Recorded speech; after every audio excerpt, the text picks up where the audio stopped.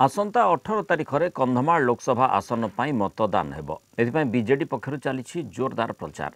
सभा शोभायात्रा road show रे कंपुछि गाँ गंडा सहर बजार गलीकंदी कंधमाल लोकसभा प्रार्थी डॉक्टर अच्युत सामंत और फुलबाणी विधानसभा विधायक प्रार्थी अंगद कंहर फिरिंगिया ब्लॉक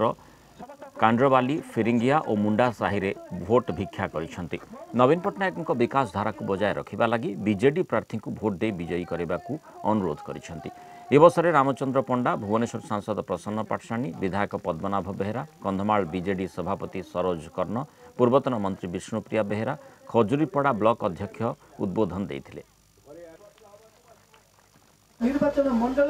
सर्वांगीन उन्नति सहित शिक्षा स्वास्थ्य रोजगार अन्य बहुत किसी विकास करने माननीय मुख्यमंत्री नवीन पट्टनायक प्रतिनिधि हिसाब से पठे जड़े निर्मल भावमूर्ति सरल निष्कपट लोक को मो सहित पठे मान्यवर विधायक प्रार्थी करी अंगद कौर महोदय अंगद कौर महोदय जदि मो सहित न रे कि माने विकास मूलक डेवलपमेंटल काम जाक इंग्लिश कहती विकास प्रगति उन्नति करने असंभव है। अति भल लोक को मुख्यमंत्री पठे आपण मैंने अति भल लोक लोक समर्थन जो भाव रही आज मु अंगे लिभेली